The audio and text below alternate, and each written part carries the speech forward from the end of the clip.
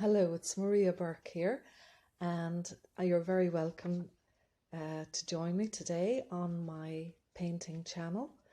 And today I'm working on little landscape, some mountains, and as you can see, I've put this red, deep red ground down in the background, or it's a red background. Artists call it a ground.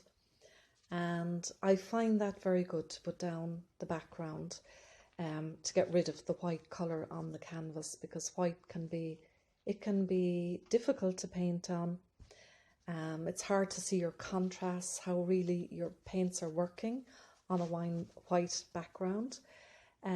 Also, a lot of the canvases, sometimes I buy really cheap canvases. I go out there, just buy whatever I can get, and they may not be very well primed. So by using this red acrylic paint in the background, you can use any paint. You can just go and use household emulsion paint, and that'll put a seal on your canvas. And if you have any colour, leftover colour, just use whatever you have and be practical. But it gets rid of that white background, but it also puts a seal on the canvas.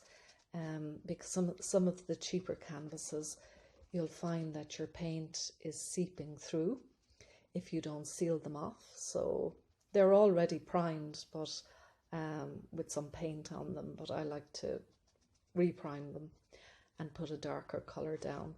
Now, normally I would I wouldn't use this red colour.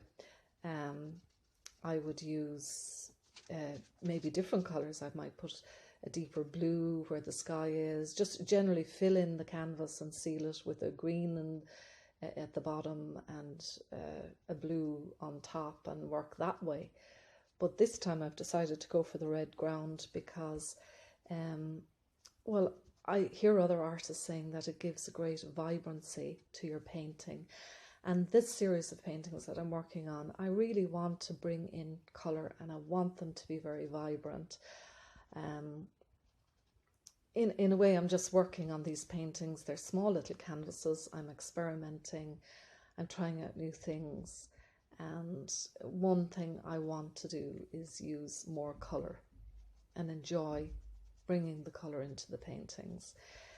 And the last painting where I used the red ground, I was really, really pleased with it, because you probably think right now I'm getting rid of the red background and painting over it, but by the time I got to the end of the last painting, there was still some of that red peeking through, and it was especially nice, I thought, in the grassy areas, because it was lovely to get that earthy red coming through, and it did add a lot of vibrancy to the painting. So just working away here, getting rid of a lot of that red. As you can see on the left, I had those trees peeking up over the mountains, but I wasn't happy with them up over the mountain level, so I brought them down.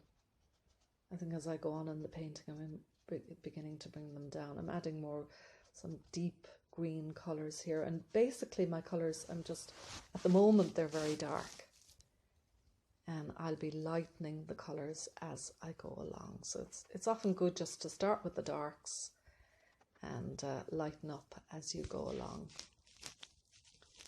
So you can see here I'm bringing in some paler, a peachy, yellowy colour for those grasses. Just lightening up the painting as I move along. I just want to talk a little bit about starting a painting. And often, you're looking at this, you're looking at me painting, and you're going, oh, it's really easy for her. She just paints away very quickly. I have this speeded up by double. So it did take me, I think this is about just under 20 minutes. So it did take me more than double that time to paint this. But yeah, what do I do to start off? And sometimes, I might decide, I want to get back painting again. I want to do a painting, but it's a long time since I've painted, so how am I going to go about it? So often I will just go and I have a room where I paint. It's in the attic. I'll just go up there and I'll tidy it up.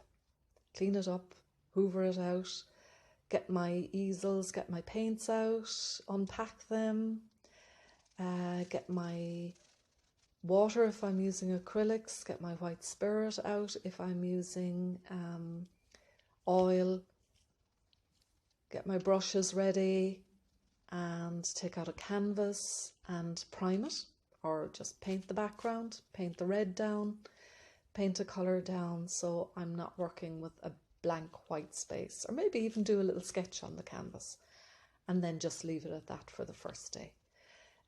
Also, you could just go and get some photographs or print off some ideas, some other artist's work that you like that will inspire you to get painting again. And that's kind of enough to do for your first day. And then the next day, you know you've got it all set up. It's much easier to go and work because you've got everything ready to get going on the second day. So often I break it up that way. So I'm not saying, oh, I'm going to go up and paint a painting today. I just go up to my little attic space and get it ready, get prepared. If you haven't got canvases in your house, you can use lots of different things. You can use boards, you can use cardboard, the back of a Weetabix box. You can even use paper, as long as you prime it. And priming it is just putting down a coat of emulsion over your cardboard. You can use household paint emulsion. Don't use oil household paint. Or you can use your acrylic paints. You can dilute them down and you just put a seal over your cardboard, even paper. If you get some strong paper, put a seal of emulsion paint or acrylic paint over your paper, and that's enough to seal it. Let it dry, make sure it's nice and dry, and you can even use oils directly onto that oil paint and it will work. And sometimes just painting on cardboard or on paper it's even easier because you're less precious about it, and you can enjoy yourself and just experiment, and they're easier to frame. You can just go and buy an ordinary frame. You could cut it down in size with the scissors if it didn't fit into your frame. You could cut a section, get a Stanley knife, an art knife, and just cut the section of the picture you like and frame that. At the moment I'm working over on the right hand side of this painting on this mountain, and I'm painting it green, and I wasn't very happy with that green, and I'll tell you why as I go on. I felt it was dominating. In the beginning it was nice, but I felt those mountains when they were green that they were too close and they were dominating the painting. So on the left hand side now you can see I am adding in some trees. For some strange reason this painting kept reversing on me. It's something to do with when I was filming it, it flipped over. I don't know why it flipped over. So the green mountains are right now on the right hand side and the big clump of trees are on the left, but that's not the way the painting actually is. It's the other way around. The trees are on the right, so it reversed order. But as we go on, it'll flip back again and you'll see it the way it should be. So yeah, just filling in, I brought those trees down inside. So you can see as you go on in a painting, it may not end up the way it starts out. I'm bringing some greens in here, and yeah, highlights, beginning to highlight the painting now. If you like this painting, please subscribe and comment and like and share it with other people. I really would love if you did, because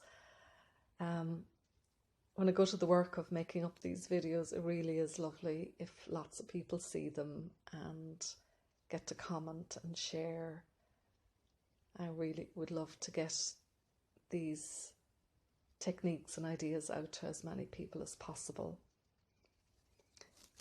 If you have any questions you want to ask, if I'm not making things clear as I go along, just ask me questions. Or if you would like me to cover any particular topics or styles or ideas, just let me know. Bringing in, as you see, I'm introducing a new colour now. I'm introducing that violet, kind of heathery plants there in the foreground. So just bringing in more colours into the foreground. And I still have that red ground peeking through. And lightening up there the mountains in the background to give that sense of distance. When you make your mountains lighter, you push them back, you fade them back. And going from larger brushes to smaller brushes.